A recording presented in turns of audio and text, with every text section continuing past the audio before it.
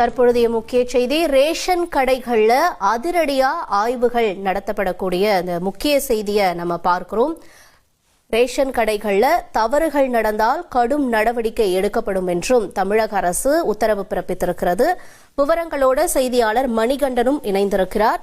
மணிகண்டன், இப்ப ரேஷன் கடைகள்ல நடைபெறக்கூடிய இந்த ஆய்வுல என்னென்ன விஷயங்கள் தொடர்பா முக்கியமா ஆய்வு நடத்திருக்காங்க, என்ன எச்சரிக்கையும் தமிழக அரசு கொடுத்திருக்கு?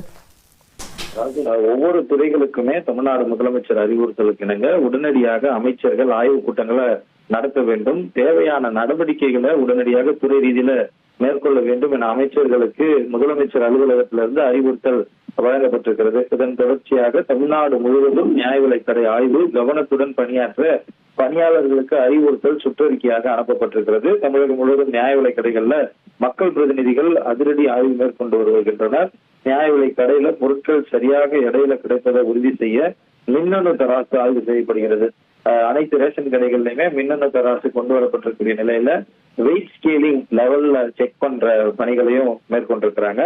இந்த நிலையில எடையை பொதுமக்கள் பார்க்கும் வகையில இருபுறமும் டிஸ்பிளே வேலை செய்கிறதா எனவும் பணியாளர்கள் சரிபார்க்க உத்தரவு செய்யப்பட்டிருக்கிறது. அந்த வெயிட் ஸ்கேலிங்ல ரெண்டு சைடும் பணியாளர்கள் சைடும் வெயிட் தெரிகிற மாதிரி, அதே போல பொதுமக்கள் சைடு வெயிட் தெரிகிற மாதிரி அந்த ரெண்டு டிஸ்பிளே ஒர்க் ஆகுதான்றதையும் செக் பண்ண சொல்லியிருக்காங்க.